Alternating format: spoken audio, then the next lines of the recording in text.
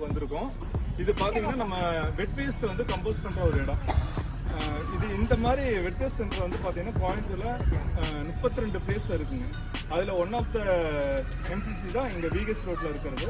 So இந்த எம்சிசிக்கு வந்து நம்ம இன்னர்வியல் டைம் வந்து அவங்க வந்து நமக்காக சப்போர்ட் பண்ணியிருக்காங்க, டூல்ஸ் வாங்கி கொடுத்துருக்காங்க.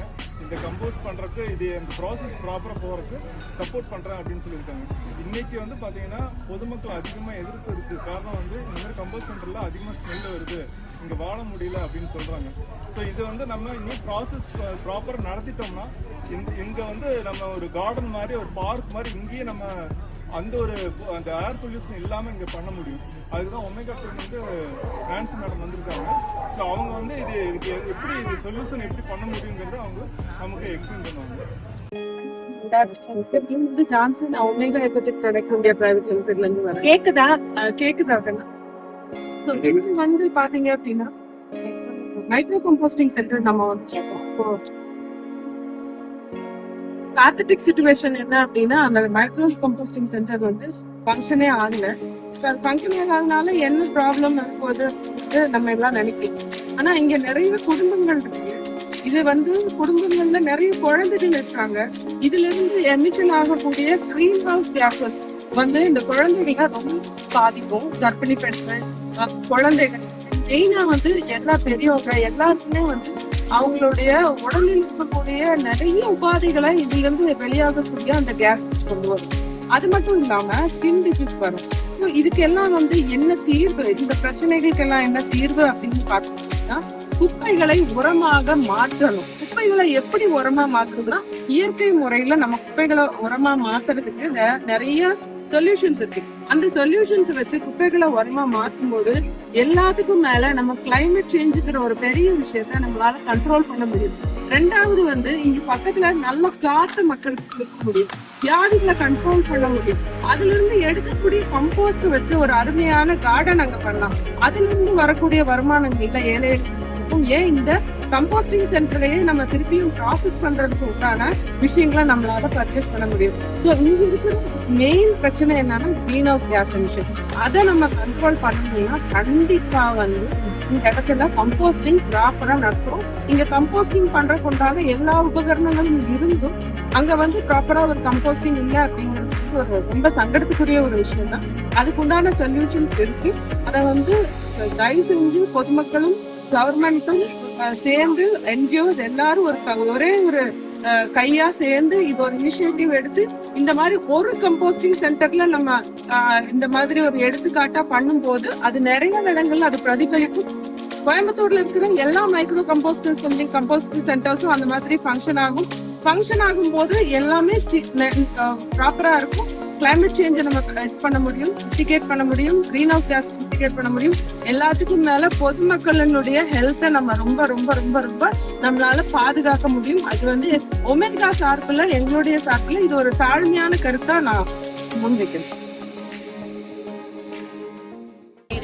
Everybody to support this place because this is really needed at this hour. We have to do the decomposing and compost part at every house. They are very much necessary. So please support this place. Whoever is seeing this video, please come up and for the government officials and we can support this place with them. Thank you.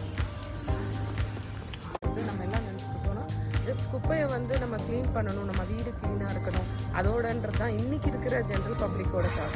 And only thing நம்ம அதோட ப்ராப்ளம்னு நம்ம என்ன நினைக்கிறோம் அப்படின்னா we think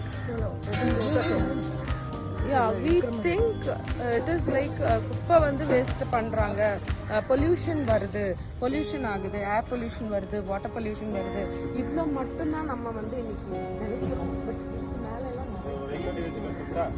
there are so many other things which is happening. You all might know, but still it's that I have to tell you like seeds to இந்த சின்ன குழந்தைகளுக்கு கேன்சர், சுகர், இன்ஃபர்டிலிட்டி நிறைய அந்த மாதிரி. ஏன்னா இன்னைக்கு லெட்யூ சாப்பிட்டா குழந்தைகளுக்கு வந்து they are taking much of fast foods. அதுல எல்லாம் வந்து வெஜிடபிள்ஸ் கொடுக்குறோம்னு சொன்னாங்க. But how are we growing that vegetable matters? We are giving higher chemicals. அப்போ இந்த இடத்துல என்னன்னா இப்போ ஒரு சைடு கிளைமேட் சேஞ்ச்ல we are making a big mess. அப்போ கிளைமேட் சேஞ்ச் அதிகமாகுது. இப்போ வந்து முதல்ல எல்லாம் வந்து it was said like அந்த பர்டிகுலர் டைமுக்கு தான் மழை வர நேரத்துல மழை வரும், வெயில் வர நேரத்துல வெயில் வரும். இப்ப அப்படி கிடையாது. அடியில காத்தடிக்க மாட்டேங்குது, அப்பதான் வெயில் ஜாஸ்தியா இருக்கு. மழை வர நேரத்துல மழை இல்ல, வெயில் இருக்கிற நேரத்துல வெயில் இல்ல. எல்லாத்துக்கும் காரணம் நமக்கு ஜம்ப் பண்ற ஃபுல்லா ஸ்கின் இஷ்யூஸ் வருது, லங்ஸ் வரைக்கும் போய் பாதிக்குது, மூச்சு குழாயில பிரச்சனைகள். அது மட்டும் இல்ல, நிறைய அதர் ஸ்ப்ரெட்டிங் டிசீசஸ், நிறைய டிசீஸ் வருது. ஸோ இது எல்லாமே காற்று மாசுபாடு மட்டும் அல்லாமல் ஜென்ரல் பப்ளிக்குக்கும் இதனால இவ்வளோ எஃபெக்ட்ஸ் இருக்கு. அப்போ இது எல்லாம் நம்ம எப்படி சரி இவ்வளோ ப்ராப்ளம்ஸ் நம்ம சொல்றோம், இவ்வளோ தூரம் நம்ம வந்து இதை பத்தி பேசுறோம், நிறைய விஷயங்கள் இன்னுமே பேசலாம், ஆனா பேசிக்கிட்டே போகலாம். அப்போ இது எப்படி நம்ம ரெக்டிஃபை பண்றது அப்படின்னா, we have to start right from the ground level. அப்போ ஒவ்வொரு வீடு ஆகுது. அது மட்டும் இல்லாம அண்டர் கிரவுண்ட் வாட்டர் ஃபுல்லா வந்து ஸ்பாயில் ஆகுது. கார்பன் வந்து சாயிலுக்கு போறது இல்லை. அண்ட் எல்லாத்துக்கும் மேல அந்த அண்டர் கிரவுண்ட் இந்த பிளாஸ்டிக்ஸ் எல்லாம் ரொம்ப நாள் அப்படியே இருக்கும்போது it becomes a micro plastic. அந்த மைக்ரோ பிளாஸ்டிக் எல்லாம் தண்ணியில கலக்குது, அது அப்படியே போது, மீன் சாப்பிடுது, மீன் நம்ம சாப்பிடுறோம். And we are taking the direct impact. இதுக்கப்புறம் என்ன ஆகுது, when the carbon doesn't reaches the soil, obviously plant health spoil ஆகுது, soil depletion. So plant health spoil ஆகும்போது what is happening அப்படின்னா, obviously நம்ம வந்து we are tend to put the chemical fertilizer.